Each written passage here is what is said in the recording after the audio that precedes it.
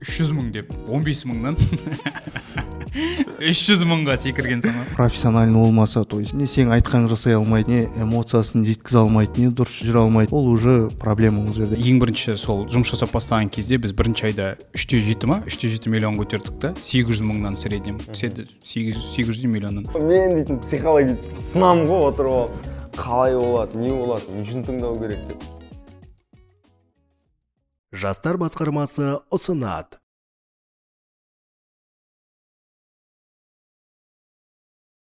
Тағы да ассалаумағалейкум.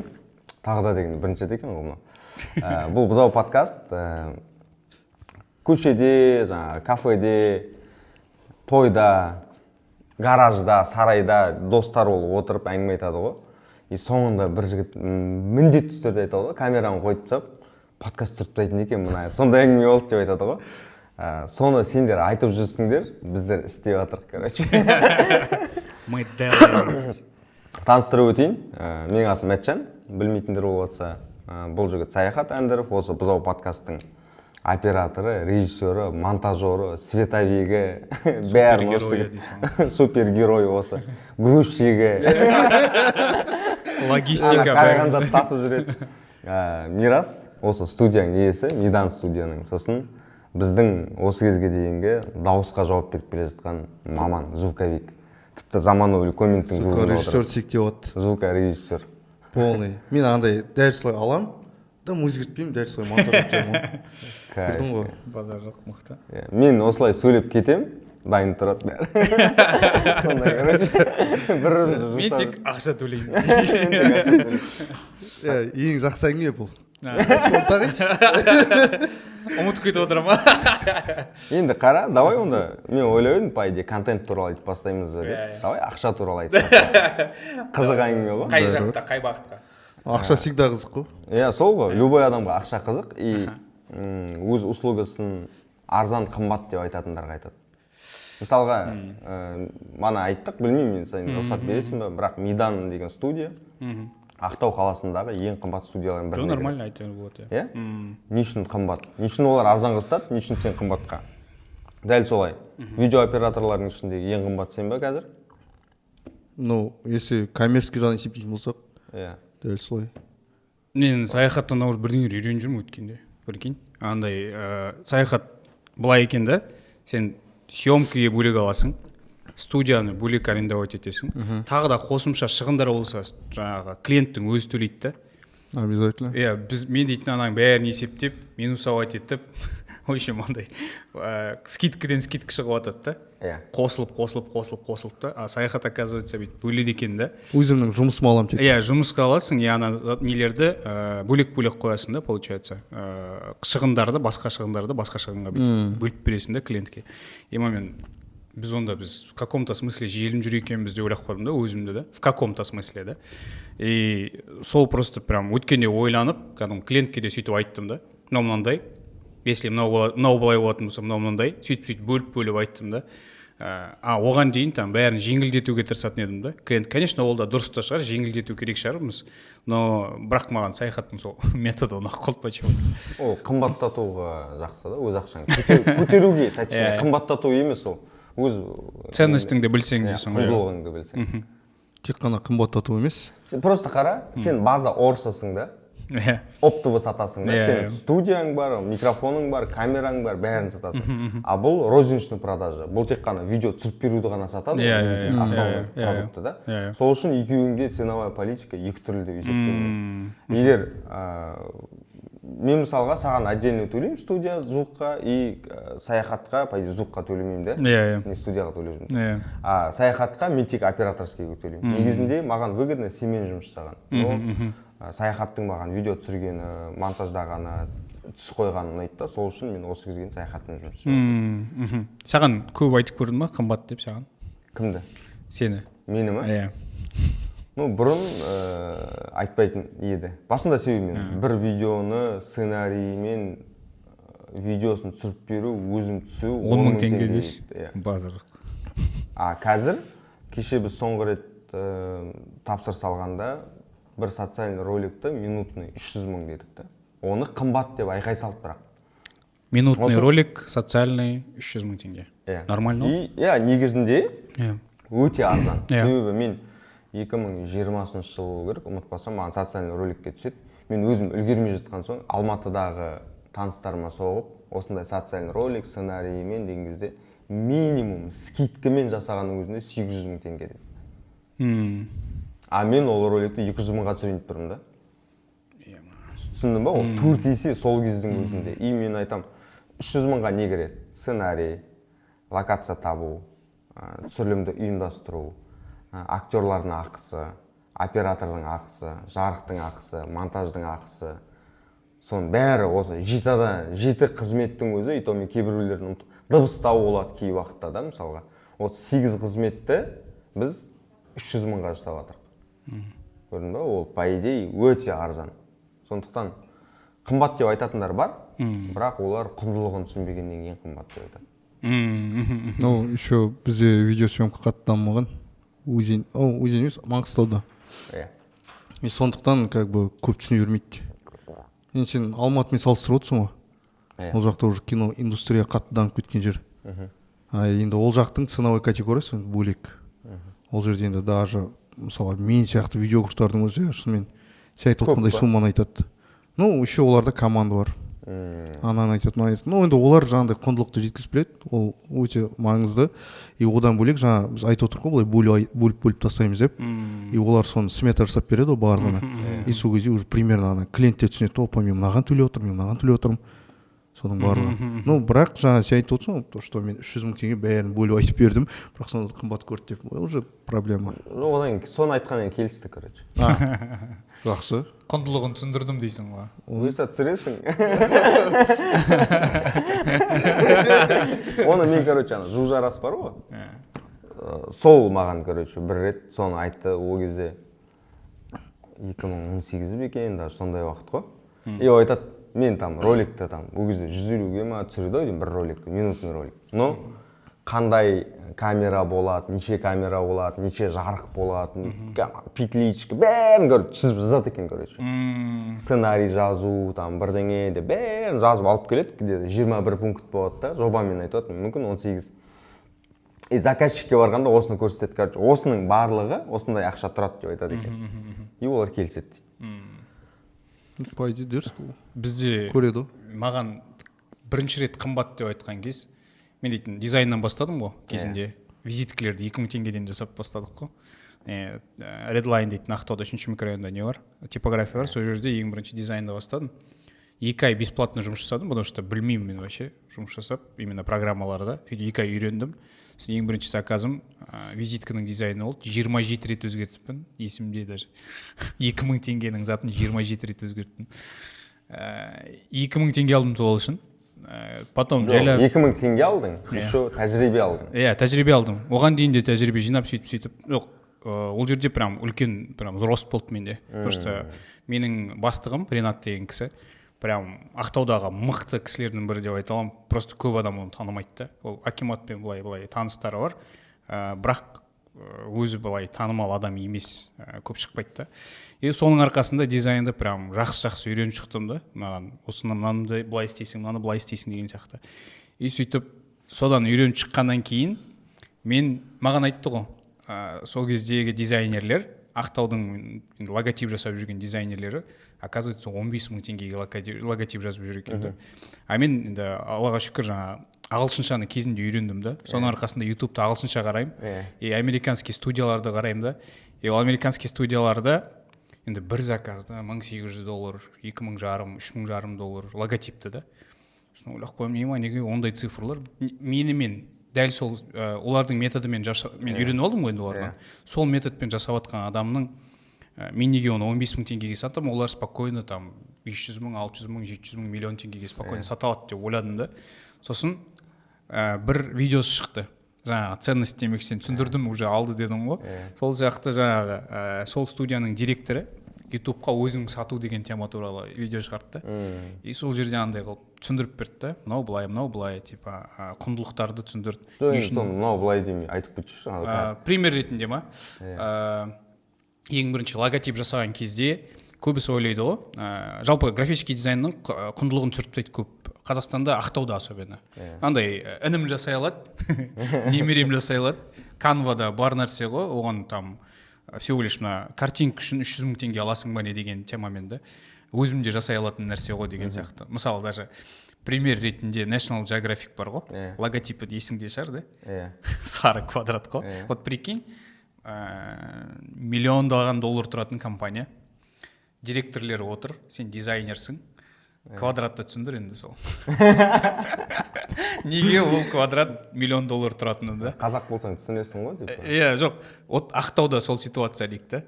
Сен Касемнің директорысың, мен саған квадратты түсіндіріп отырмын да, логотипті да, мысалы да. Сен айтасың, қумаш дейсіз ғой, мысалы Ақтаудың менталитетімен айтатын болсақ. National Geographic осы 2 миллион теңге тұра ма? Қумаш дейді. Дәл сондай әңгіме болады ғой.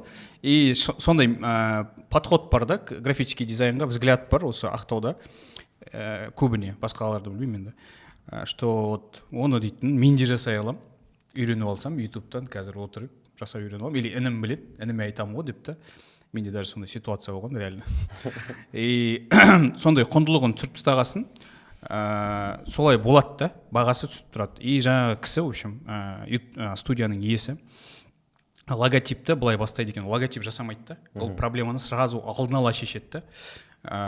Былай айтқанда, мен саған, сен маған заказбен келдің ғой, айтпақшы бұзаудың подкастын сөйтіп істеген екен, бұзау логотипін. Заказбен келдің, сол кезде мен саған сразу үш вариант логотип жасап беретін болсам, сұрақ қоймаймын. Сен маған айтасың, бұзау подкаст, просто өзімнің ойыма не келеді, соны істеймін да, саған жіберетін болсам, саған ешқайсысы ұнамаудың өте проценті өте жоғары. Потому что мен сенің кім екеніңді білмеймін. Дизайнның қандай қалайтыныңды білмеймін, целевой аудиторияңды білмеймін, бұзау деп не үшін қойғаныңды білмеймін, көп детальдарды білмеймін да. Даже менің қандай контентті қарайтынымды білмейсің ғой. Сенің маңызды ғой. Подкаст иесі ретінде нені жақсы көретініңді білмеймін да.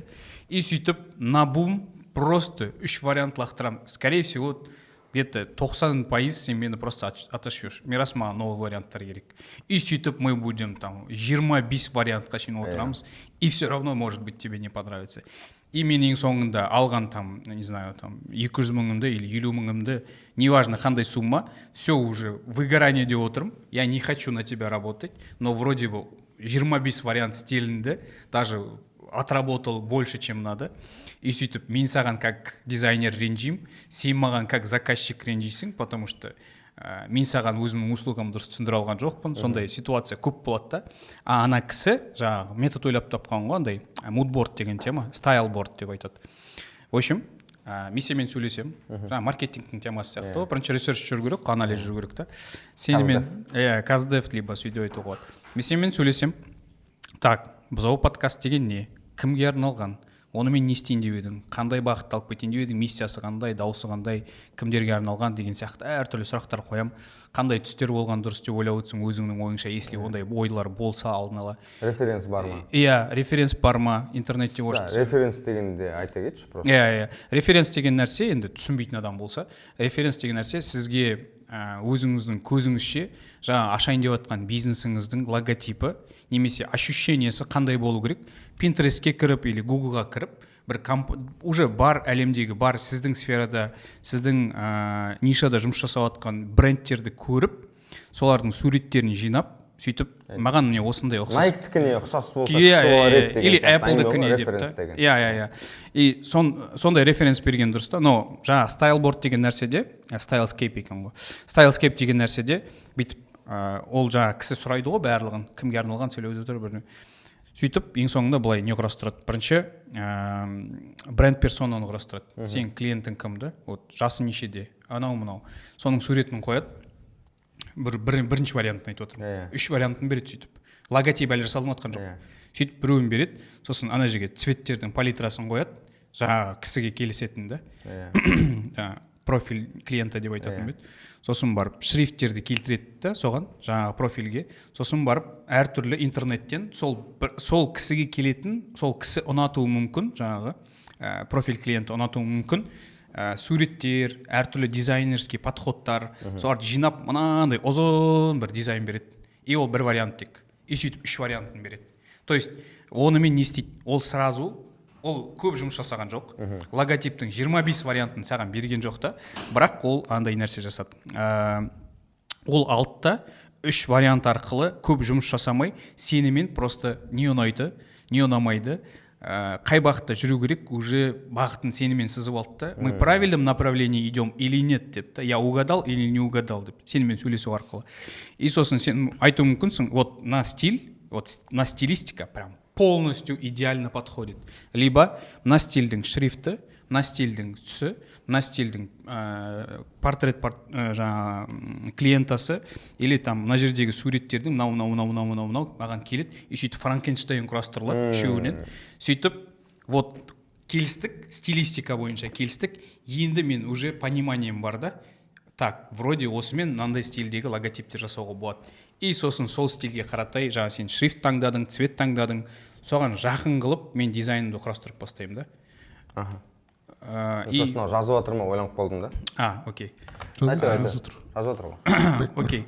И сөйтіп істеп алғаннан кейін мен көп проблеманы шештім. Жаңағы нәрсе бар ғой, стайлскейп деген, көп уақыт алмайды, максимум 1-2 сағат алады. Сен ана мен вариант жасап лақтырып отырмаймын да, қайта айтып.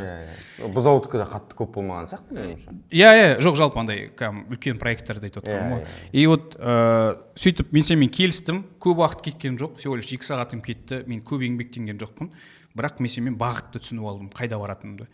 И все, уже мен бағытты түсінгесін, все, бью по одной точке. Вот дизайндардың. И содан 3 вариант логотипа жасап берем. Енді оған алдын ала келісу керек қой, конечно, там. Мәтжан, мен саған мына суммаға 3 вариантын жасап берем, одан артық шықпайды. Но оған дейін, чтобы андай ситуацияны алдын алу үшін, типа ана 3 вариантта ұнамай қалу мүмкін деген ситуацияны алдын алу үшін, мен сразу логотип жасамаймын, мен саған 3 стайлскейп жасап берем, түсіндірем деп та, стайлскейп не екенін. Сөйтіп, содан кейін 3 логотип шығады, 3 логотипке мен презентация жасаймын, неге шрифт таңдадым, неге ондай иконка жасадым, неге ондай стилистика таңдадым, неге ол бағытты таңдадым, и оның мағынасы неде деген сияқты сенің басында сөйлескен брифпен, жаңа сұрақ жауап бар ғой, сол арқылы сенімен түсініп алған бағытты ары қаратай получается алып кетемін да, сосын соның бәрін түсіндіріп беремін сенімен отырып. Сен заказчиктің алдына келген кезде как проект ретінде алып келесің ғой, оны полностью да, не біз мынандай жасадық, мынандай ой келді, мынаны бүйтті, сөйтті, бүйтті деп та. И сол кезде ол құндылығын полный көріп шығады да, түсінеді да. А то сен қазір просто логотип әкеліп берсең, түсінбей қалуы мүмкін да. Оның еще андай, жаңағы, мен оның барлығын айтып тұрмын, Аллаға шүкір, мені мамам ағылшын тіліне берді да. Сөйтіп колледжге Акияда оқып, содан ағылшыншаны үйреніп, содан ютубтан жаңа студияларды іздеп тауып, сол жаңа кісінің методы ғой негізі. Өзінің ойластырып қойған методы да, чтобы жылдар бойы жиналған, 30 жыл бойы жиналған методы ғой. И соны енді өзім қолданып жүрмін бұл Ақтауда. Сөйтіп, былай айтқанда, менімен ондай деңгейде жасап атқан ешкім жоқ. Өйтіп, досконально миына ұртып жасап атқан ешкім жоқ. 100% уверенностьтің что ешкім жоқ. Қазір бар шығар, қазір бар. Сол кезде ешкім болған жоқ. И қазір Алматының өзінде редко шығады. Ондай адамдар өйтіп досконально прям задроттар дейінші. И мен біліп отырмын, и маған айтады, дизайнерлердің көбісі айтады, Мирас, 15 мыңнан артық логотипке қоя алмайсың дейді да. Я такой, менің методым мықты, өзім білем, я знаю, что это работает, потому что мен уже істеп көрдім. И сосын бір күні алдымда просто бір клиентпен сөйлесіп отырдым. Неге келген? Сен әлі Redline'да жүрсің? Типографияға келген. Всего лишь 4 ай ма, 5 ай ма жұмыс жасап отырмын. Студияға келді бір кісі, логотип керек деді. И сол жерде мен ана кісіге түсіндірдім осының барлығын. Осылай жұмыс осылай болады, былай жалғасады, мынаны былай істейміз деп та. Сосын окей. Соңында жаңа сен құндылықты түсіндіріп келдің да, сосын барып сұрақ қояды енді, нештен болады дегенде 300 мың деп, 15 мыңнан 300 мыңға секірген сама 300 мың дедім да. Андай, прикинь, я сам удивился. Без проблем қайыққа лақтырып жіберейін деді. Просто спокойно айтты. Базар. Ананы түсіндіріп келгеннен кейін, енді, конечно, клиенттің өзі де клиент шығар, скорее всего, то есть уже дайын тұрғанда ондай суммаға, потому что өзі біліп тұрды да, дайын. Біздің типография, жаңағы Redline, сол жағынан танымалды, дизайн жағынан танымалды. Енді ол логотип әлі жұмыс істеп тұр ма, 300 мыңға жасағаны? Жасап тұр. Если жауып қалмаса, конечно. Airlines дейтін туристический компания болды Ақтауда. Airlines KZ па бірдеңе деген. Самолеттің несімен тұрған логотип. Сөйтіп мен де көрдім. Ақтауда типа қымбатқа логотип сата алмайсың деген адамдарға сөйтіп ең соңында 800 мыңға да көтердік қой. Қазір данный момент 800 мыңға сатасың. Иә, если что, мен негізі қазір уже где-то миллион жарымға дейін жұмыс алам, бастапқы суммадан, потому что оған дейін уже қызық емес маған. Ана не сияқты ғой, қазір саған, скорее всего, там бір определенный баяғыда жасап жүрген, енді бастаған кездегі бір істейтін істерін, именно монтаж, съемка бойынша істегің келмейді ғой қазір. Андай бір новичок или ученик. Қазір делегировать еткен жақсы. Иә, бери саласың да. И сол сияқты менде де сол көп услугам сондай болып кетті. И в основном тек андай бір серьезный бір проект алмасам, өзіме ұнайтын да. Ары қаратай уже қызық емес болып кетті 20 мың теңгенің несімен жұмыс жасау. Ал сен қымбат болсаң қалай істейсің? Науқсап мудборд істей алмайсың ғой. Бізде зат жасалады. Атын ұмытып қалдым. Референс. Жоқ, референс ол айтак, ол для себя. Мысалға мен мынандай, менде съемкаға дайындалатын болсам, бірінші по-любому мен клиентпен кездесуім керек алдын ала да. И кездескеннен кейін барып жаңағындай нәрселер жасаймын, бірақ менікі жаңағыдай Sky бірдемеден ғой. Stylescape. Ондай бізде жасалмайды, бірақ мен клиентке не керек екенін алдын ала сұрап аламын. Ол мысалға WhatsApp-тан болсын, может былай айтам, живой кездесіп алсақ, өте жақсы болады деймін, себебі мен оның не қалайтынын түсіне алуым керек. Мысалға ол тұрады да маған фэшн видео керек дейді.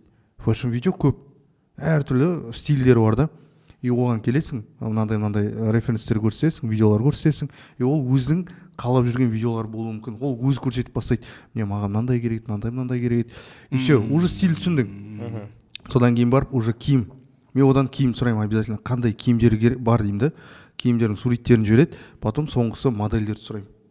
Қандай модельдер бар. Түрлеріне қарап мен примерно дайындалуым керек та. Себебі киімді обязательно модельдер ашады да. Модель киімді емес, керісінше. Киімді модель ашады. Модель әдемі болу керек та. И соған мән береміз. Сестренкің, апашкың дейтін нежелательно. Кәдімгі модельный агентствоға барып, сол жердің адамдарын алу керек та. Міндетті түрде ол. Себебі профессионалдың аты бөлек енді. Сен ар жақта жұмыс жасағанда да оңай, сен әдемі кадрлар, без проблем шығарасың. Әрбірістің өзінің маманы болу керек дейсің ғой. Әрине. И анандай моменттер болады даже. Мысалға сен съемканы уақытқа белгілейсің да. Мысалға 4-ке деп есептедің. Не үшін ол уақыт таңдадың? Себебі сол кезде күн именно сол локацияға әдемі түседі. Далада есептейік та. И тұрасың да ол модель профессиональный болмаса, то есть не сен айтқанын жасай алмайды, не эмоциясын жеткізе алмайды, не дұрыс жүре алмайды. Ол уже проблема ол жерде. Скорее всего, еще ол съемкаға сен таңертең 10-нан бастап дайындаласыңдар ғой. Потому что макияжы болуы мүмкін, там басқа бір предсъемочный нәрселер болады да. Макияж бар, жолың бар, но если алыста болса, қаланың сыртында болса, бізде енді табиғат шыны керек, өте әдемі ғой, әдемі жерлер бар. И сол үшін көбіне фэшн съемкалар сыртта түсірген кезде енді уақыт кетеді. И одан бөлек жаңағыдай жол, и сосын барып дайындығың бар. То есть съемканың алдында бірінші модельді сен түсініп алу керексің да. То есть ол қалай қимылдайды, қалай. И бізде мынандай қыздарда көбіне нәрсе бар, рабочий сторона. Мына жақ, оң жақ или сол жақ. И біреулерде екі жақта жұмыс жасай береді да. И соған байланысты сен қарау керексің. И плюс ана жерде локацияның сен күн қалай түседі, соған мән бересің. Потом ар жағындағы фон қалай әдемі көрінеді, соның бәріне мән беріп жұмыс жасайсың да. И соған уақыт кетеді шыны керек. Менде қазір көбіне зат не істейді. Клиенттер қиналады да, себебі сен ұзақ жұмыс жасайсың дейді да. Андай себебі мен бәрізге мән беремін. Мен көбіне жарыққа мән беремін ең бірінші. Себебі жарық маңызды. Ол далада болсын, ол іште болсын, оған қарамайды. Әсіресе туалетте десе.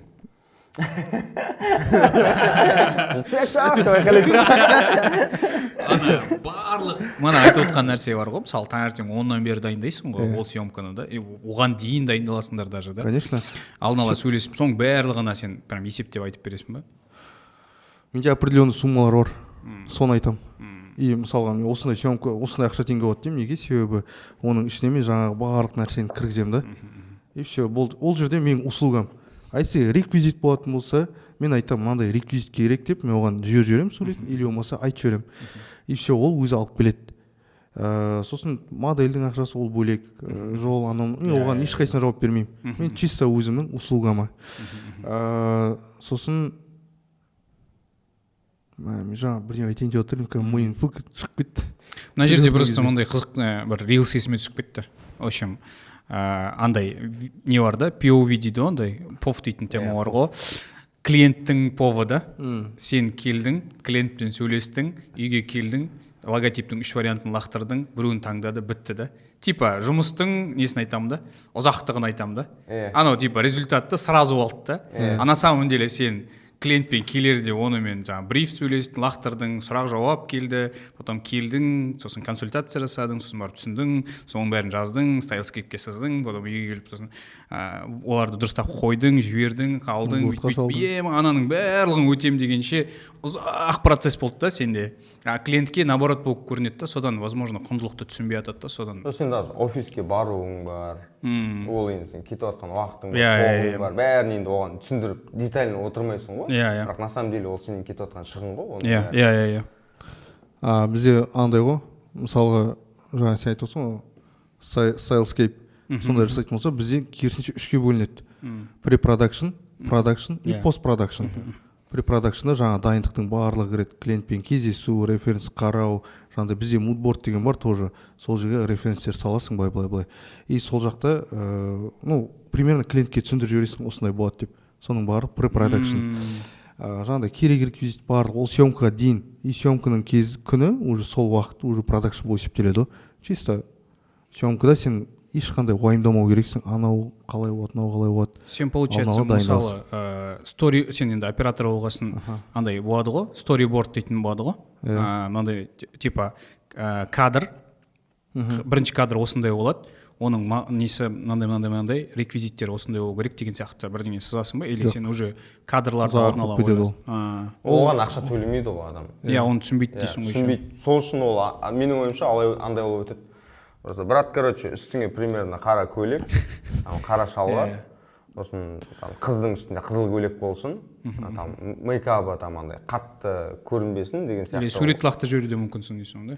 Типа осындай болсын деп. Осындай болсын деп жібересің. Просто тек жібересің, киім керек па, киім жібересің болды.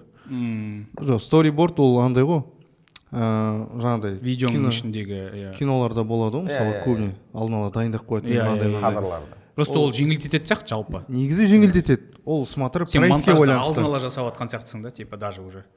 То есть монтаж жасалмай тұрып монтаж жасап жатқан сияқтысың. Ол не деп айтады? Storyboard деп айтады соны. Storyboardтың заты бар. Орысша тұр бар. Раскадровка ма? Раскадровка. Дизайнер айтып отыр саған. Актаунда раскадровка жасайды ол. Да? Прикинь, баяғыда өзім раскадровка жасап отқан кезде таңғалып едім, сендер раскадровка жасайсыңдар ма? Мен өзім ішінде жүріп білмеймін ғой, раскадровка жасайтын. Андай болып кеткен ғой, мен лично өзімде білмеймін. Мысалы өзімнің светтерім бар, и мен примерно қалай қоятынды біліп келем да. Мысалы алдын ала помещение болса, помещение, дала болса, дала. Уже есептеп аламын примерно былай. Себебі мен оларды көріп тастағам да уже, көп жерде. Енді ол андай love story-да или рекламный роликтарда ол да. Әкеге сценариймен түсіретін болсаң, вот қиын бар ғой. Проблема ол. Проблема. Себебі ол тек қана жаңағы кадрға қарамайды ғой.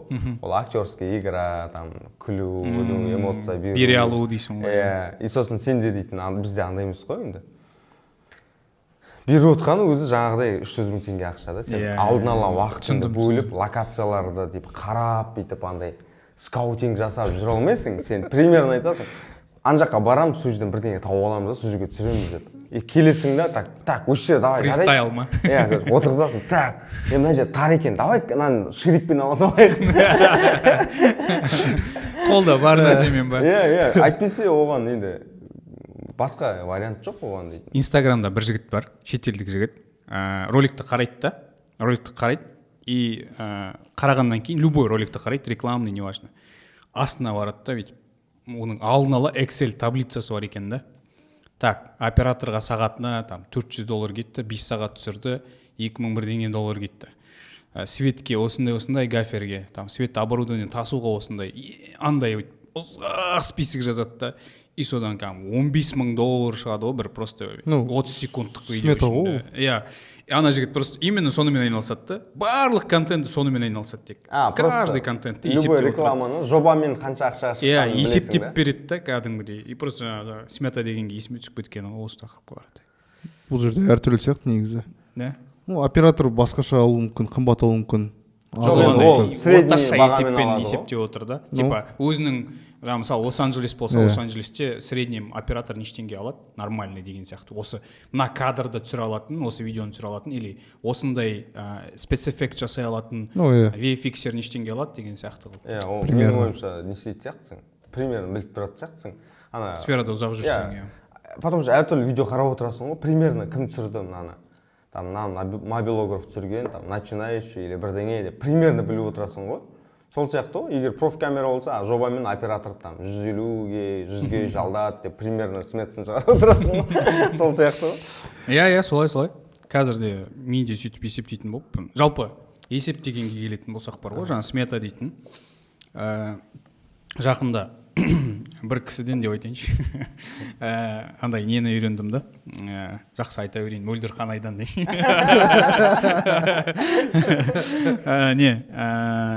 Не деп айтатын еді? Андай бір мысалы 10 000 теңгені мен бөліп 1000 теңгеден бөлем ғой. Соны бірдеңе деген сөзі бар өзінің.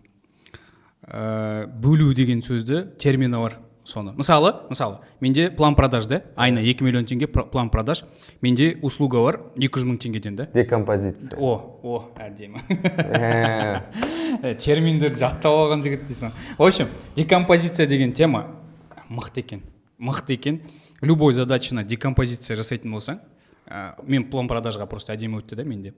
Декомпозиция жасап, менде мысалы 200 000-ға услуга бар, сен есепте аласың да, ол услуганы жасау үшін саған қандай ресурстар керек, неше сағат кетеді күніге, сен оған қалай дайындалу керексің, таргетологқа қандай бюджет салу керек, қандай таргеттің нешеуін түсіру керек, ол сценарийлер, в общем, декомпозицияның андай керемет несін түсіндім, жаңағы пайдасында өзіме, и жаман өтіп кетті маған. Мен осы студияны өткенде ең бірінші сол жұмыс жасап бастаған кезде біз бірінші айда 3-7 миллион көтердік та, 800 000-нан среднем, 800 миллионнан.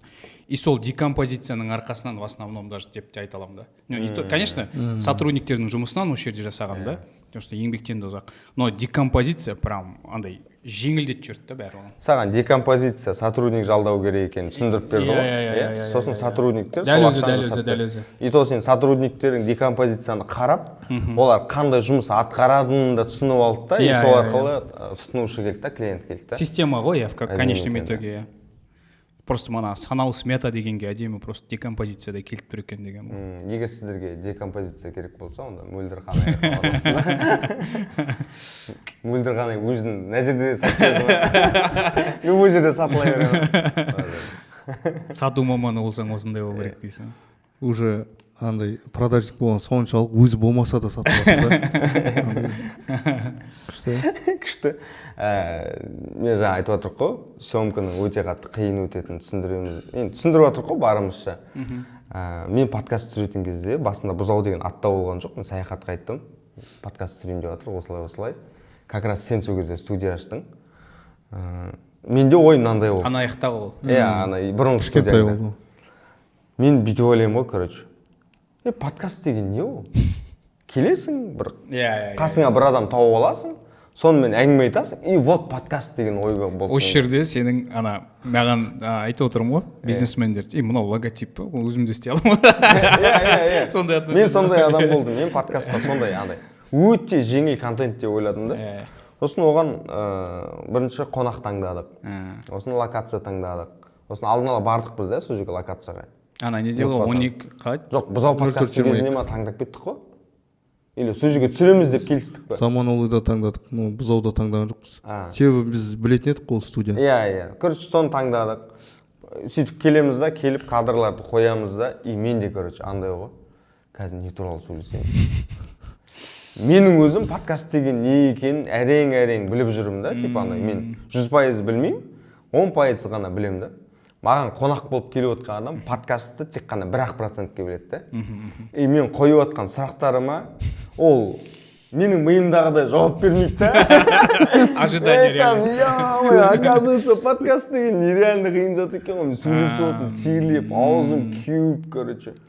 Ну, мен айтамын, жақсы деймін да, қазір екі адамға, қазір үшеумізге осы даже подкасттың әңгімесі қызық болып жатыр деймін да, екі адамға ол да.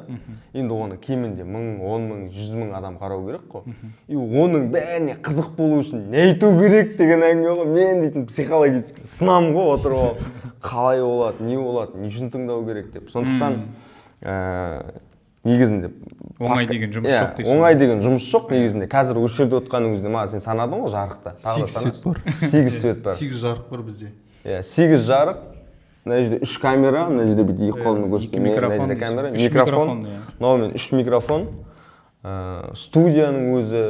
И мына осы кадрды қоюдың өзіне кемінде жарты сағат уақыт кетті да. 1 сағат кетті. 1 сағат уақыт кетті да. Всегда 1 сағат дайындаламын мен. Иә. Мен мысалға подкаст түсіретін болсақ, барлық подкастта мен келем, бірінші Мирасқа жазам, 1 сағат бұрын келем, светтерін әрқайсысын қоям, сосын барып камералар, одан светті қойғаннан кейін барып еще әрқайсысын азайтып көбейтесің да.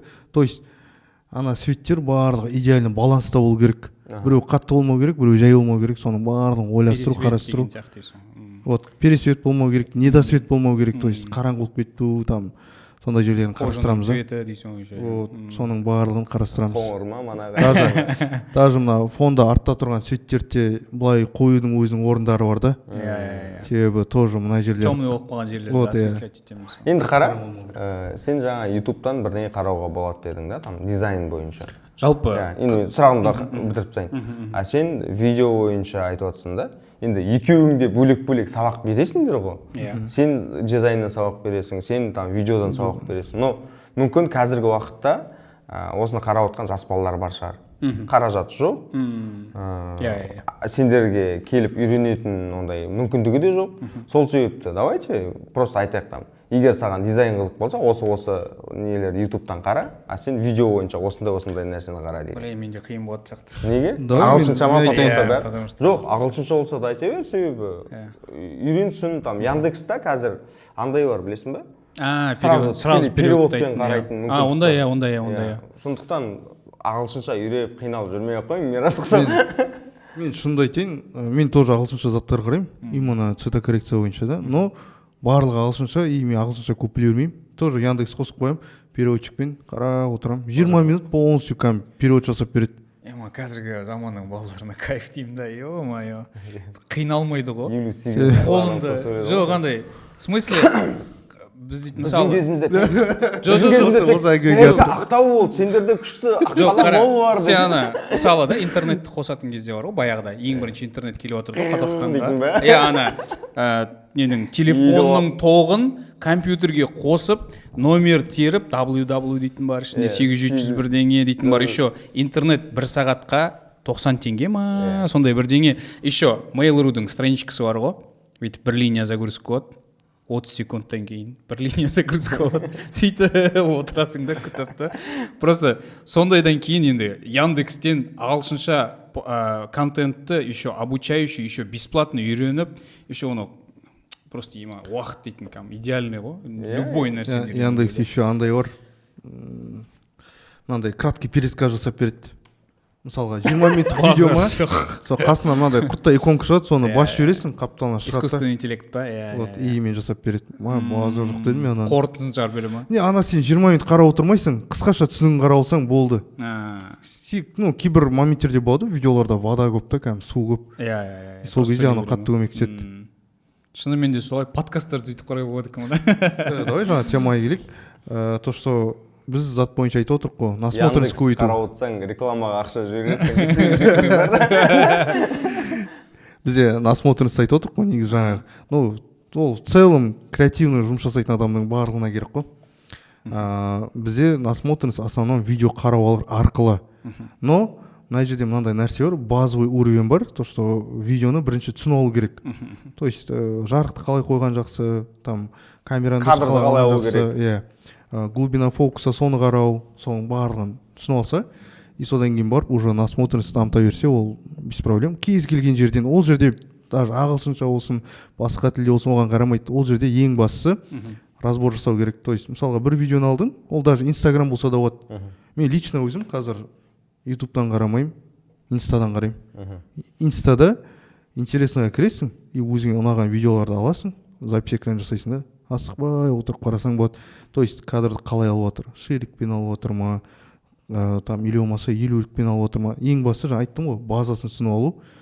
То есть интернеттен қарап алуға болады, орысша видеороликтер бар, қалай базовый заттарды үйретеді, видео съемкаларды. И содан кейін барып жаңағыдай насмотренность қарасаң, то есть видеоларды қараған кезде түсініп отырасың да, опа, мынаны былай алып тұғым, мынаны былай алып тұғым, и жарық қалай түсіп жатыр, адам қалай қимылдап жатыр, эмоциясын қалай көрсетіп жатыр, соның барлығын асықпай қарай берсең, без проблем. Ол кез келген жерден дамыта беруге болады. Ол кино болсын, даже клип или там любой, просто қарап отырып, опа, осы жерде Oppo реклама бойынша бізге хабарласың. осы жерде бір қосып жіберетін нәрсе бар, сен кәдімгі әдемі айттың, мына референс дейтін темаға келуге де болады оны да. Дизайнер болған кезде менде ең үлкен қателік бар ғой. Дизайнның пайда болғанына 70 жылдан асты ма, одан көп па, по идее Германияда басталған термин да, жалпы дизайн деген термин, оған дейін де болды ғой дизайн, жалпы термин қойылмай ақ та болды да дизайн. Бірақ сол жақта кәдімгі андай бір правилаларын, стандарттарын енгізді. И мен сол уже дайын, баяғыдан бері 70 жыл тарихы бар, в общем, былай айтқанда велосипедті ойластырайын деп жүрмін ғой өзімше. Дизайн. Қазір ма? Жоқ, сол кезде, бастаған кезде да. Оригинальный дизайн жасайым деп қуып жүрдім да. А на самом деле нужно было уақыт кетірмей, 2 жылым кетіп қалды соған бірге. Уақыт кетірмей соған просто андай кәдімгі профессионалдар бар ғой әлемдегі. Солардың жұмыс, мысалы, Nike'дің логотипін қалай сызды да? Почему именно swoosh сондай да, типа андай бүйтіп тұрған знак. Ұзын еще. Неге сұрақтар қойып, салып қарап, қолмен салып қарап, компьютермен салып қарап. В общем, түсінуім керек еді да, ана автордың жұмысын неге өйтіп жасағанын да, жаңа сен айтып отқан андай түсіну үшін сен ана видеоны қараған кезде светті қалай қойды, ана актер қалай ойнап жатыр деп айтырсың ғой. Сол сияқты сен өзіңе ұнайтын бір дизайнды, бір стилистиканы алып алып, соны сызып қарап, түсініп қарап, может быть, андай өзің интернеттен ақпарат іздеп сол туралы да, қалай жүрді, документтер, может быть, PDF-тері бар сақталып қалған да. Соларды бәрін тексеріп қарап, просто уже дайын нәрсені қайталап, қолыңды үйретіп, насмотренностьпен бірге тренироваться етіп бастап, сөйтіп көтеріліп кетуге болатын еді да. Мен 2 жылымды просто так қандай новый бірдеңе ойластырам деп қуғаным бар кезінде. Насмотренность деген нәрсені айтайын да. Ол егер сен бір нәрсенің маманы болсаң, саған күшті көмектеседі да. Проф ретінде, мысалы, саған дизайнға, саған видеоға деген да. Мен профессионалды кино оператор или сценарист немесе тағы басқа емеспін да. Бірақ мен өте көп кино қарап тастадым да. Сериал, кино, бірдеңе. Енді Қазақстанда кино дамып жатыр ғой. Мен соларға барынша мүмкіндік бергім келеді ғой, отырып алып. Каждый киносына барып қараймын. И андай болып айтамын ғой. Не болып жатыр, не болып жатыр. В хорошем или плохом смысле? Маған ұнап жатқан жоқ қазір. Қай киноны қарасам да маған ұнамайды. Мысалға просто мен қазір Заманбекті айтпай қояйын. Ол маған өте қатты ұнаған жоқ, сценарийі. Идеясы күшті, сценарийі орындалу онша емес. Тіпті ана машинаны қаққан кезде сурет құсап ұшып кететін жері деген сияқты да. Мен соған жыртылайын соны. Сен көрдің бе оны? Көрдім. Сосын ана жері бар, енді спойлер болып кетуі мүмкін. Өліп қалған кісі ресторанда отырды. И оны 60 жыл көрмеген екінші досым еді кіріп келеді да. О, Жәке, қош келдіңіз дейді ғой. И мен айтам да, сен ана бүкіл драманы алып келетсің ғой деймін да енді. Ана кіріп келіп 60 жыл көрмеген өліп қалды деп ойлаған досын еще. Өйтіп ешкім қарсы алмайды ғой деймін да. Хотя бы шокта болады ғой дейсің. Как минимум шокта болады ғой деймін. Үндемей қалса да дейсің ғой. О, деп кірмейді ғой ешкім енді. И мен де кәдімгідей андай болды. Қалай ол деп. Мысалға Шекер. Шекерді қараған кезде 3 персонаж бар. Егер Алмасты алып тастасақ, вообще ештеңе өзгермейді. Оның ана екіқабат болып қалған қызын алып тастасақ, ештеңе өзгермейді деген сияқты момент та. Сосын ана ең соңғы кадр, жаңа айттым негізінде кадрдан тыс. Ең соңғы кадрда продюсерді ұрады. Сосын үшеуі шығады да автобустың ішінде билеп ән айтып отырады да. Енді талпа жиналып жатыр, ғашық болып жатыр, но енді антагонист не болды ол соңында, ол қандай сезіммен қалғанын көрсету керек қой енді. Продюсер жаман адам, иә түсіндік, но ол сол жерде талып қалып қойған жоқ қой, ол енді шығып там дальше өзінің ойлағанын жүзеге асыру керек қой, оның да бір миссиясы бар ғой енді, аналарды под себя бұзу деген сияқты да. Ол шыққан жоқ даже, фильм соңында ол қай кеткенін де білмейсің да. И манағы мен айтып отқаным, ол шығып қанған мұрынмен андай қылып айтса, қара менің айтқаным болды ғой деп айтса да мысалы. Типа ананың барлығын мен ойластырдым. Ананың барлығын мен ойластырдым, әдейі қырылыстырдым. Соңында мыналар вообще легендарный группа болып шықты. Видишь, оказывается, мой метод работает десе да, мысалы қасындағы біреуге қарап. Сюжетный поворот дейсің ғой. Да, и типа қасындағы дос айтса, я вам не верил, по идее, бірдеңе десе да, и айтады, все, короче. Балдарға түсіндіріп айтамыз ертең, дальше Қазақстан емес, шетел жарамыз десе, продюсер, оказывается, өте мықты проф ретінде көрініп кетер еді да. И сондай какой-то бір элементарный нәрселерді жасамағаннан кейін мен ішім жанады да. И мен киноға барғанда кайфовать етіп қарай алмаймын, короче. Отырам тупо, жынданып, анау не деп. Насмотренностьтың маған кедергісі бар, короче. Жалпы Құланыма деген кинода то, что персонаждардың көбісі ашылмай қалды. Сол проблема. И анандай да сен сочувствие бере алмайсың кейбір нәрселерге. Соңында көресің, үш баланың то, что қуанып жатқаны, ол жақсы, хэппи-энд. Но жаңа сен айтқандағыдай, то, что продюсер дұрыс ашылмай қалды. Ну, то есть соңғы жағында антагонист ретінде как бы маған да сол сұрақ болып қалды. Қасында тұрды, ананы ұрды, кетті, далаға шықты, деп үшеуі качать етіп отыр. Но антагонист жоқ та. Жеңістің дәмін сезіне алмайсың да, потому что антагонисттің қиналып тұрғанын көрген жоқсың да, ол просто талып қалып қойды да. Сен аналардың қуанышын одан сайын көрер едің, нағара мынау дейді, бишара болып тұр деп, көзіңмен көріп, еще лучше эмоция алатын едің да, оны өкінішке орай жасай алмай қалды. Сосын мана айтып кетті ғой, то, что Алмастың заты қызы екіқабат болып қалды. Сол маған қызық, интересно болып қалды да. Оны не үшін көрсетті? Ну, драма ретінде қосқысы келді, но что-то андай сюжетный линияға өш әсер етпейді да. Не, қалай ойлайсыңдар енді, өздерің айтып отырсыңдар, соңында өстіп хотя бы түсіндіру керек еді деп та. Ол кімнің кінәсі в основном? Менің естуім бойынша жалпы оны андай бюджеті аз болған, сценарийін походу өзгерткен, кино түсіріп жатқанда. Жоқ, жаңа мана сен айттың ғой, тек бір кадр ғой деп та, всего лишь қатты ондай әсер етпейді. Жоқ, енді андай ғой, сен когда суматоха болып жатқанда, қазақта андай әңгіме бар да, өткен іске сыншы көп деп айтады да. Ол моментінде жасалып жатқан кезде, саған нормально болып көрінуі мүмкін да. Но итог ұнамауы мүмкін. Бірақ мен ойлаймын, предпоказ болды, қарады, по идее жөнде жүруге болатын еді. Но оларға ондай идея келген жоқ. Сондай бәрібір ол дейтін ондай нәрсе болады. Көп неде жалпы мана сен айтып отқан дұрыс, персонаж бізде ашылмайды. Ана ішінде кинода отқан персонажға біз ғашық болып, оған дейтін жылағымыз келіп, көңіл бөліп, күлдіртіп, сопереживание болып, андай ешқандай эмоция бермейді. Назар аударудың бірінші киносы маған өте қатты ұнады. Түсірілім жағынан, сценарий жағынан, идеясы бәрі әдемі. Маған өте қатты ұнады. Бірақ маған бір ғана жері ұнаған жоқ. Ақболаттың рөлінде ойнаған жігіт түсіндегі қызға қалай ғашық болды. Себебі мен ол қызға ғашық болған жоқпын. Енді сен ана главный героймен жүресің ғой, сезініп отыруың керек қой. Сол кезде олар просто так андай клиповый болып ғашық болып кетті да. Әйелімен айырмашылығы қатты көп болған жоқ. Просто тупо түрі әдемі демесең. Ол қылығымен, сөзімен, тағы бірдеңе, мүмкін там әйелі күнде каша пісіріп жүрсе, мынау манты пісіріп берсе деген сияқты хотя бы да. Изюминка дейсің. Салыстырмалы түрде мынау өміріндегі әйелден мынау мықтырақ болатындай да. Базар жоқ, түрі жағынан әдемі шығар. Но Ақболаттың фильмде ойнаған қызы да түрі әдемі қыз да. Мана просто біз не бөліп кеткен сияқты, біз совет етейін деп отыр едік та, вроде. Сен айтып жүрдің. Оны андай ғой, айтамыз. Қосып па? Онда мен былай просто мына тақырыпты сәл-сәл тағы да бұрмалап жүрейінші. Бақытты да. Егер осы тақырыпты насмотренностьті бітіріп болса, манағын айтып жіберіңдер, мен әлі күтіп отырмын. Списокты ма? Список. Так, мен көп болды просто уже. Дизайнмен айналыспай жүрген, енді жаңа осы студиямен. Телефонынан қарап, еске түсіріп алайық. Все. Сен онда пока саяхат, если что, сенде не болса есіңде болса, то есть. Қазір бар ғой бірнешеу есімде қазір тек.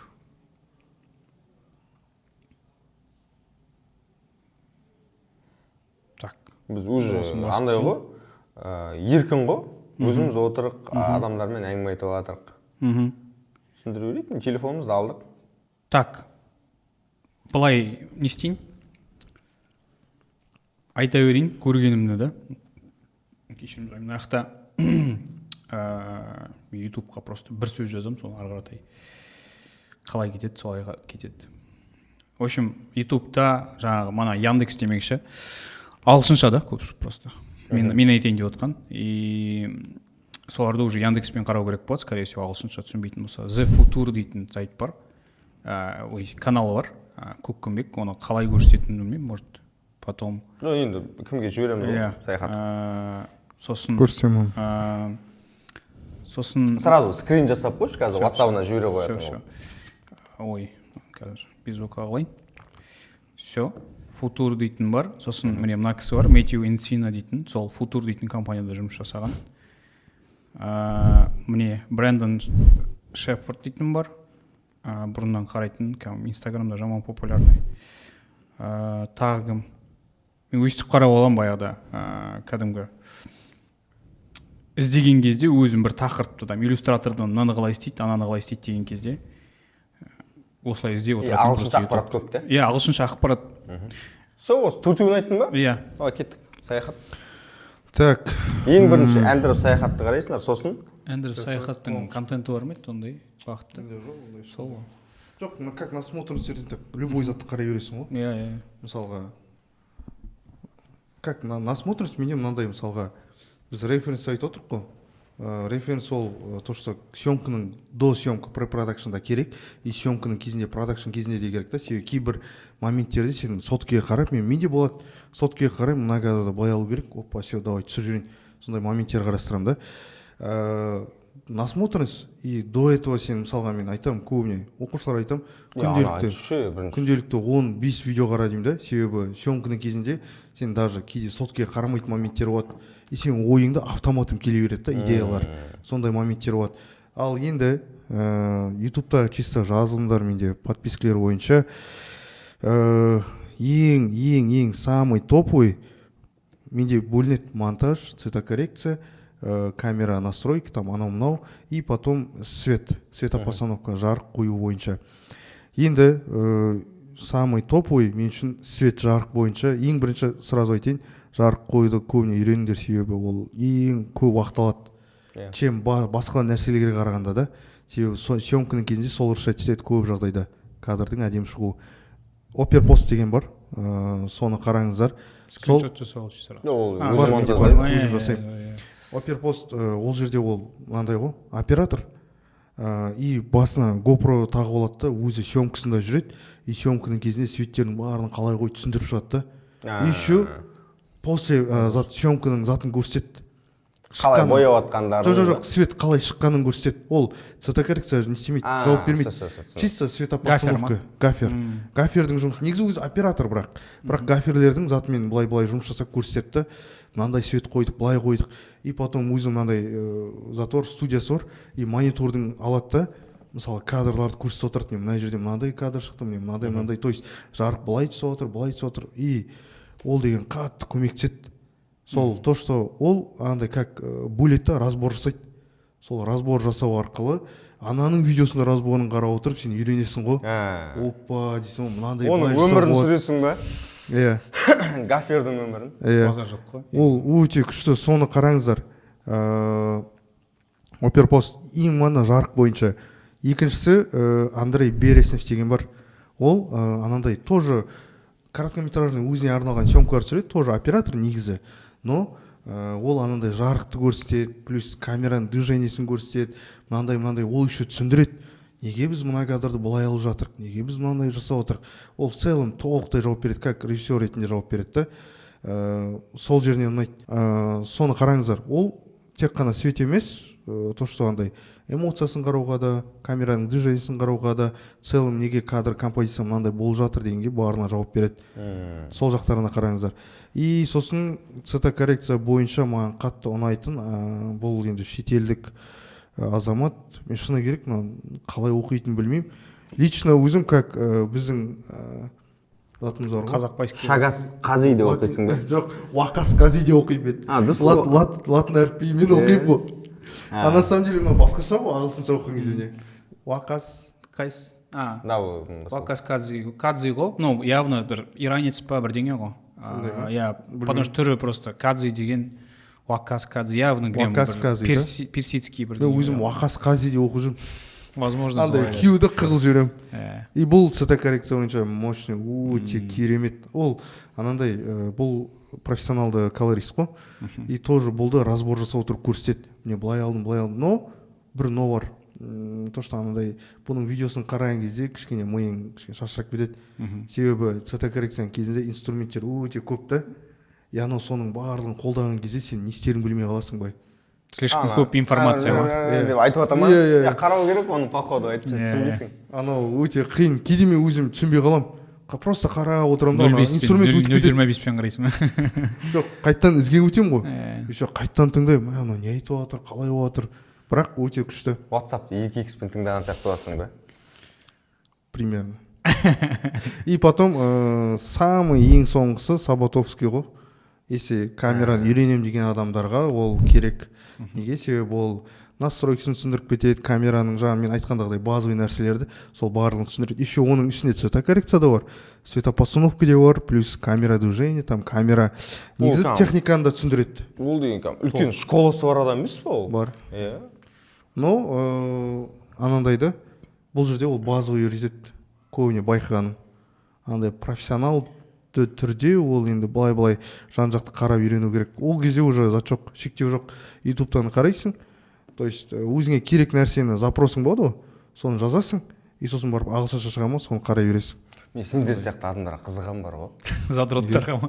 Әңгіме задроттықта емес, мысалға сен бір саланы таңдадың да, мысалы дизайн таңдадың да, дизайн, мен айтасың, мен дизайнермін деп айтасың. Саяхат айтады, мен видеографпын деп айтады да. Я кто? Бакожанға барсам, мен 14 жыл бойы, 12 жыл бойы айналысқан фотографпын деп айтады да, или Шамрат ресторатормын деп айтады. Я кто? Андай не. Джеки Чанның фильмі бар ғой. Мен, короче, андай адаммын ғой. И сценарийді жазады, короче. И ана камераның несінде қарап білем, звукты де тыңдай алам. Бәрінен, короче, бір. Сен Рик Рубин дейтін кісіні білесің ба? 4-5%-тен білем да, бүйтіп, короче, бәрін да. И, короче, в целом алып келген кезде никтомын, но былай пайдасы бар адаммын. Сен несің ғой? Сен дирижерсің ғой. Сен брат білген ол қатты көмектеседі маған.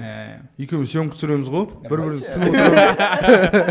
Бір-бірін түсініп отырамыз да уже. Мысалға, маған сценарий айтады, мен түсініп отырамын, мен түсінбей жатсам, Мәтжан түсініп отырады да. И сол жерден үлкен плюс ол. Сен былай алсақ қалай. Скорее всего, сен просто андай нең, в общем, Америкада Рик Рубин дейтін кісі бар.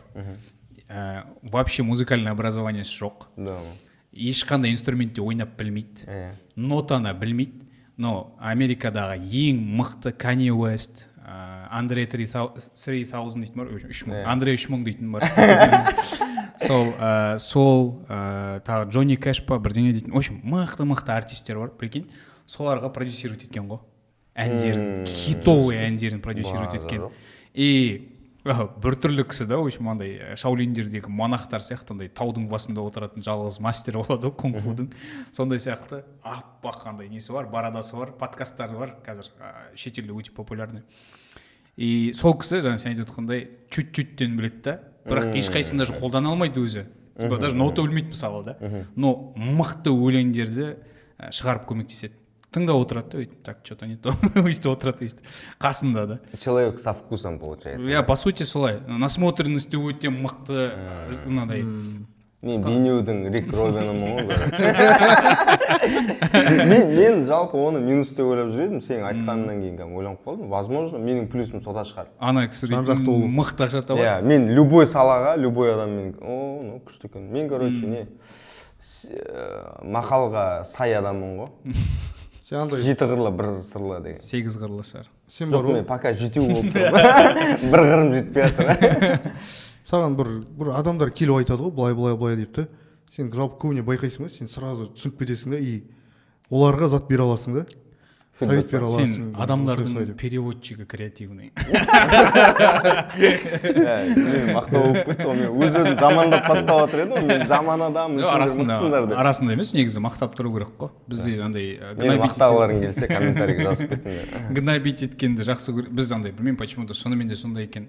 Мақтағанда біртүрлі болып бастайсың ғой, сондай странность бар да. Негізі на самом деле мақтауға тұрарлық нәрселер көп қой, по идее. Мысалы сен жаңа өзіңде сенің реакцияңнан көріп тұр да, возможно сен мақтаған көп мақтамайды шығар сені, или өзің мақтағанды жақсы көрмейтін шығарсың.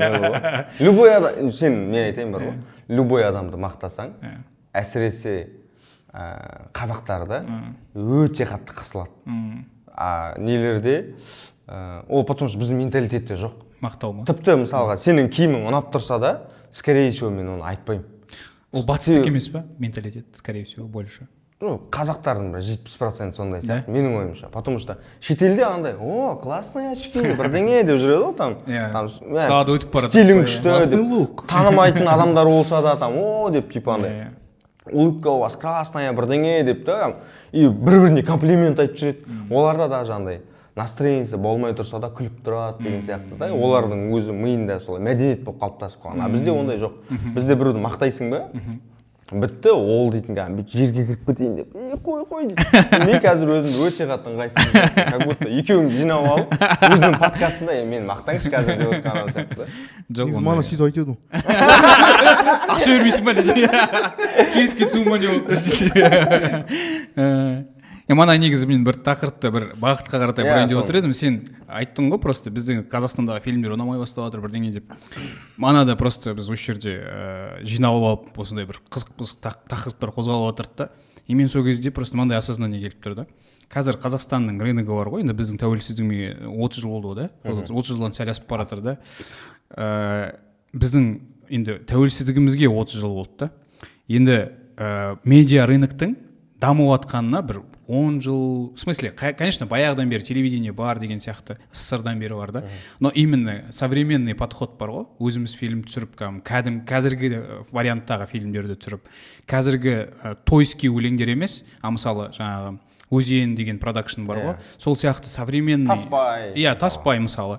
Сол сияқты современный подходпен, или, например, даже вот социальный сеттердегі жасайтын қызметтерімізді айтайық та, мысалы, манағы мен дизайнер, видеограф деген сияқты салалар енді дамып жатыр да, енді в каком-то смысле да, енді дамып жатыр, новичоктар өте көп та, и содан андай рынок өзі енді үйреніп жатқан бала сияқты да, қазақстанский рынок, медиа рынок та, и содан я вот бізде андай көп қой қазір, жалобы көп қой қызметке, некачественная услуга, көбісі в основном услугасын, қатты қызметін идеально жасамайды да. Я думаю, ол кешірімді жағдай сияқты. В смысле, ол сылтау да болуы мүмкін, но кешірімді жағдай сияқты да, в каком-то смысле, потому что рынок өзі енді дамып, енді көтеріліп келе жатыр. Енді тәй-тәй басып жатыр, и ошибка жасау это нормально, оған кішкене жай қарау керек сияқты. Сол мана айтайын деп отқаным, что типа қазақстанский медиа рынокқа қателік жасау, жаңа сен айтып отқан ұнамай қалды дейсің ғой. Нормально сияқты. В каком-то смысле кешіріммен қарауға болады сияқты деген ғой. Потому что енді дамып кетті. Енді мынандай нәрсе. Кино, сценарий жазу, режиссура, басқа нәрсенің барлығы ол аяқ астынан туындаған жоқ қой. Баяғыдан бері бар профессиялар ғой деген. Манағы біз СССРда болған кезде де қазақ фильм болды ғой бізде. Ол кезде мықты фильмдер түсірілді. Вообще опытымыз жоқ деп айта алмаймыз. Вообще опыт жоқ деп айтуға келмейді. Ол кезден қалған режиссерлар бар, ол кезден қалған актерлар бар, ол кезден қалған там сценаристер бар, да? Енді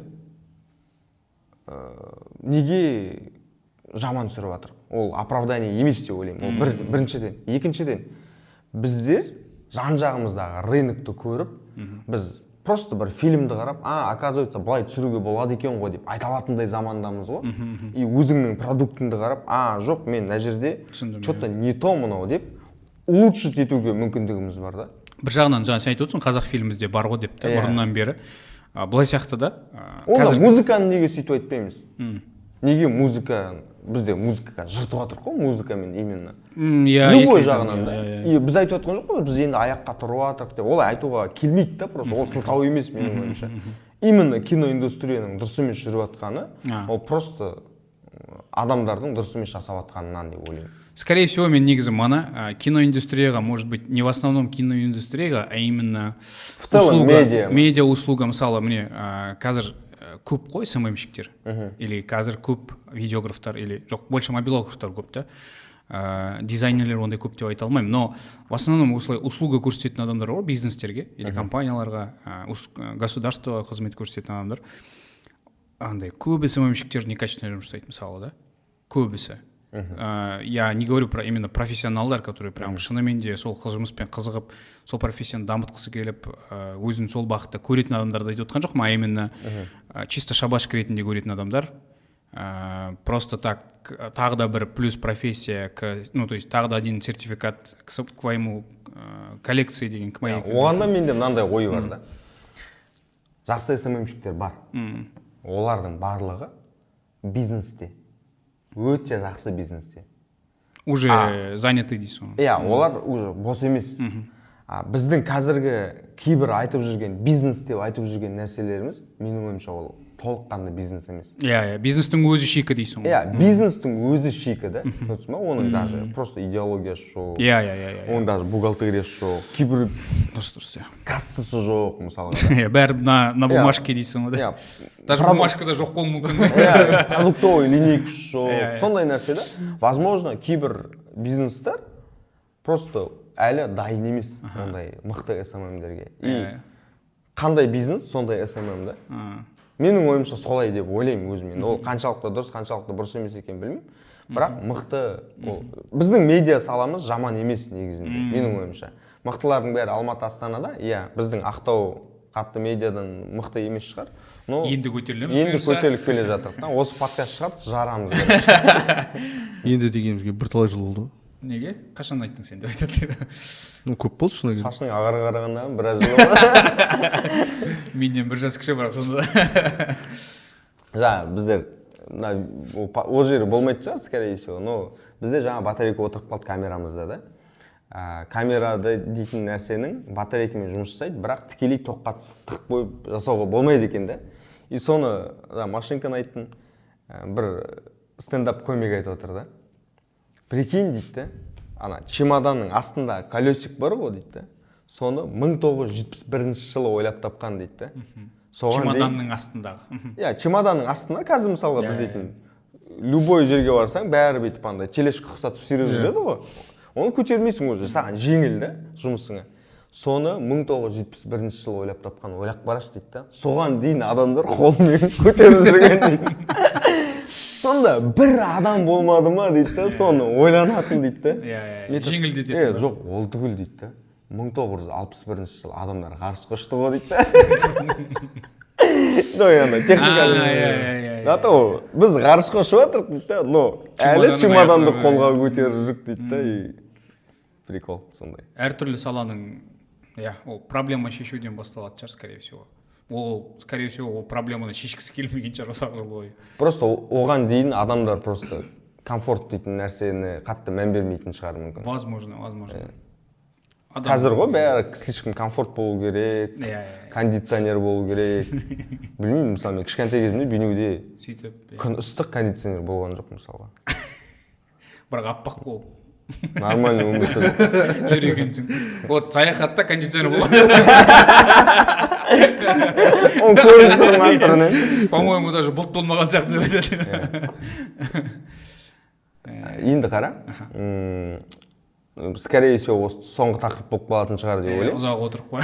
И так-то айта беретін болсақ негізі жалғаса беретін сияқты. Иә, мынау енді соңғы тақырыптардың бірі болып қалатын шығар. Қиып жерлер көп болады сияқты. Жоқ, мен қимайық деп ойлап отырмын даже. Қазір мана сотка шығып отқанымыз бәрі қалса екен деп отырмын, осы әңгімеде қалса деп отырмын, возможно. Короче, андай нәрсе более естественно. Комфорт дейтін нәрсе бізді құртады ма или құртпайды ма деген ой келіп тұр да. Былай қарап отырсаң, егер манағы жағынан қарайтын болсақ, ғылыми даму жағынан қарайтын болсақ, по идее біз комфортымызды создавать ету үшін көп нәрсені жеңілдетіп алдық өзімізге. Даже мына чемоданды айтқанның өзінде да. Ол кондиционерді айтсақ, машина ойлап табу, бір жерге жету, ол біздің комфортымызға ғой. Ұшақпен ұшу, ол комфортымыз мысалға. И біреулер айтады да, сен комфортный зонадан шық деп айтады да. И мен де андай кейде ойымда болады да, негізі бізді дамытып атқан ол еріншектік пен комфорттың дұрыстауынан біз дамып жатырмық қой деген ой келеді да. Менде бір ой бар, айтайыншы. Давай. Содан кейін. Сосын айтамын. Сен сөзіңді до конца. Мен өз жеріме аяқтайын, ар жағын сендер өздерің. Маған дәл осы сұрақты маған баяғыда бір дос қызым қойған. Зона комфортадан шығу деген. Мен қос. Америкаға бір бар. Менің атым Мәтжан, оған дейін Мейрам Гүлов дейші. В общем, сол сұрақты қояды да, дәл солай қояды да. Зона комфортадан шығу деген нәрсе қате сияқты дейді да, типа сен сол комфортқа жетем деп ұзақ еңбектендің, и содан кейін шығу керек па деген сияқты қылып сұрайды да, типа сол комфортты иемденем деп жұмыс жасадым ғой мен дейді да, ұзақ жылдар бойы дейді да, енді мен содан шығуым керек па не дейді да, ол глупо сияқты дейді да. Сол кезден бері ойланып жүредім да, зона комфортадан шығу деген сияқты темада да. Жалпы андай сәл-сәл андай зануда болып кететін шығармын қазір. Бірақ қандай не бар? Қазір емес, в целом. Баяғыдан бері сондайсың сен. Сол жердесің сен. Зона комфортадан шықпайды дейді да. Зона комфортадан тек үлкейтеді да. Потому что сен шығатын болсаң, это уже андай не, өте организміңе, өзіңе адам ретінде саған өте үлкен стресс. Жалпы да. Это стресс, типа мысалы да, зона комфортадан шығады деген тема. Просто бір, возможно, слишком сильный пример айтайын, но сен өмір бойы кобальт айдап жүрсің да, и саған там Формула-1-ның машинасын берді да. Вот зона комфортадан шықтың, пример просто. Возможно, келіспейді, но все равно пример просто. Сенің примерің келіспейді. Либо андай, окей, Формула-1 слишком басқа, валидный. Окей, 570 Lexus, я. Это разные машины все-таки, да? Либо даже 570 емес, ана Grand Cherokee дейтін машина бар ғой, андай қатты жүретін джип бар ғой. Сол именно скорость бойынша дейікші. Ауысқан кезде сен аны айдай алмау мүмкінсің ғой. Заносқа түсу мүмкінсің. Сен соны айтып отырсың ба? Да, онда Формула-1-дігі дұрыс екен. Заносқа түсу мүмкінсің, сен айдай алмау мүмкінсің да, это зона комфортадан шығатын болсаң. Типа, өмір бойы сен жарысқың келді, бірақ почему-то таксуешь на кобальте. И сенің зона комфортадан шығуың, сол жарысқа қатысу үшін, там, мысалы, тез машина айдау керек, и сен сразу секіріп тез машинаға отырдың, но оған дейін сенде тренировка жоқ, или там этаптардан өткен жоқсың, сен секіріп барып, танымайтын бір жерге кіріп кеттің да, зона комфортымнан шығам деп та, и сөйтіп құлдырайсың да, ең соңында стресске түсіп, депрессияға да түсу мүмкінсің да. Менде просто мысалы часто болған нәрсе болады бізде, білмеймін, ол қазақтардікі ма, ол перфекционизмдікі ма, но өмірі көрмеген профессияңды бірінші рет көріп, сосын неге идеально шықпады деп стресске түседі. Стресске түсу менде часто болады дейді. Білмеймін, өзімнен либо қатты требовать етем, либо требовать етпеймін, а наоборот ожидать ететін шығармын өзімнен да көп. И осы жерде андай нәрсе келеді да. Скорее всего, просто зона комфортадан өйтіп қатты шығып керек емес та, асып та, секіріп та. Просто сен зона комфортыңды сәл-сәл расширять ету керексің. И зона комфорта деген нәрсе сені өлтірмейді, но ұзақ жүрсең өлтіреді. Типа, сен стагнацияда тұрып қалсаң, сенде деградация басталады да, сенің тұрып қалған су сасық болады ғой. Сол. И если сен, наоборот, развитияға қарата кетіп баратсаң, сен все равно в каком-то андай какой-то бір пузырьдың ішінде өмір сүресің ғой, өзіңнің құрастырып алған комфортный зонаңның пузырьның ішінде өмір сүресің да. Это сенің қазіргі өмір сүріп жатқан квартираң болуы мүмкін, қазіргі сені айналдырып сен қасында жүрген достарың болуы мүмкін, ортаң болуы мүмкін, но, например, там, тебе нужно расширяться, ты бизнесмен болғың келіп отыр, сен достарың сені бизнесмен қыла алмайды явно ол орта, и сен бизнесмендердің ортасына кіру үшін жайлап, там, бір білім жинап, сосын барып сол ортаға кіретін способностьтер жинау керексің да, и сөйтіп жайлап өтесің да, переходты да, а не сразу прыгаешь неизвестность, там, шалшық суда жүзіп жүріп, ең соңында там теңізге там 2 метрлік жерге жүзем деп қумайды. Ат шығып бокстасып кетпейсің ғой, дайындаласың. Сол, зона комфорта керек, но ее нужно медленно расширять, чем там прыгать из нее. Мен сен айтып отырсың ғой, жаңа біз дейтін типа өмір бақи там дизайнда, видеода немесе басқа нәрсе жүрмей типа құттай қатемізді көрсек неге не істейміз, жынданамыз, қорқамыз деп та. Менің ойымша ол андай мектеп кезінен бері келе жатқан нәрсе ғой. Сен естік алу керексің ба обязательно? Жоқ, дұрыс емес жазып қойсаң, не мынау жазуың дейді, или там жаттамасаң ұрсады там. Сен қателігің үшін ұрыс естіп қалғаннан кейін сен өзің кінәлі сезінетін шығарсың. Саған психологқа қарау керек. Мә нөмірі деші. Жалпы баланс.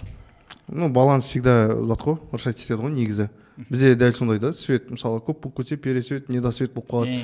И дәл сол бір балансты ұстау керек, то что барлығы идеально болып тұру үшін да. Сол жақтарын қарастыру керек. Но ол да мүмкін емес дейсің ғой, идеальный қылу. Ну, идеальный қылу мүмкін емес қой.